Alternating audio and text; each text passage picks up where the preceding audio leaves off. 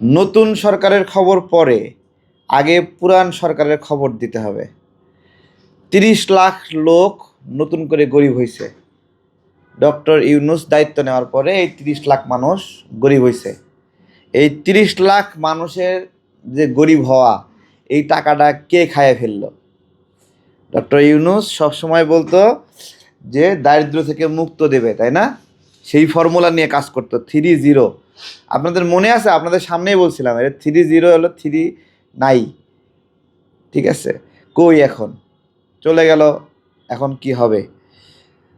যাওয়ার সময় খুব সুন্দর করে আমাদেরকে ভুজুম ভাজুম বোঝাইছে, মনে হয় আমরা পরিসংখ্যান কিছু বুঝি না। কি বলল? যে 6 মাসের খাবার রিজার্ভ রেখে যাচ্ছে। কত বড় ফটকা, চিন্তা করতে পারেন?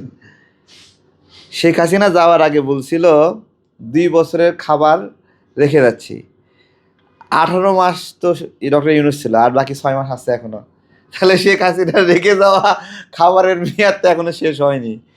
তাহলে এরা আবার শোনাচ্ছে 6 মাসের খাবার রেখে যাচ্ছি। এইভাবে চুষে খাইছে, চুষে খাইছে, জাস্ট নির্যাস। একটা বড় ডেভেলপমেন্ট নাই, বড় ব্রিজ নাই, বড় কালভার্ট নাই, বড় কোনো উন্নয়ন প্রজেক্ট নাই। অযথা 2 লাখ কোটি টাকা ঋণ করছে এই সময়ে।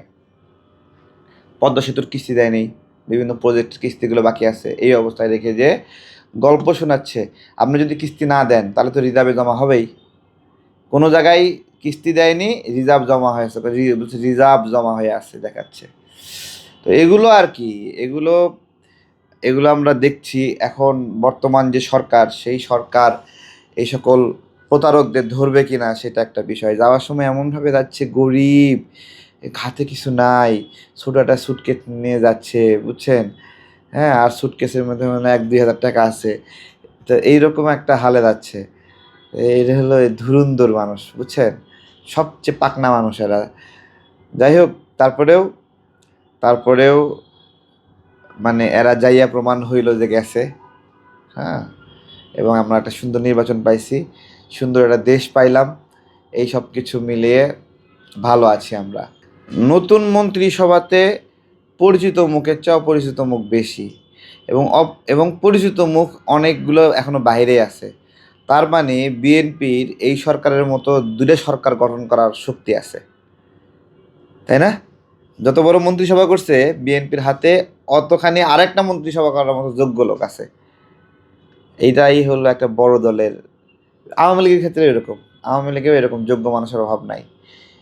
ভাই, এখানে রাষ্ট্র চালানো অনেক কঠিন বিষয়।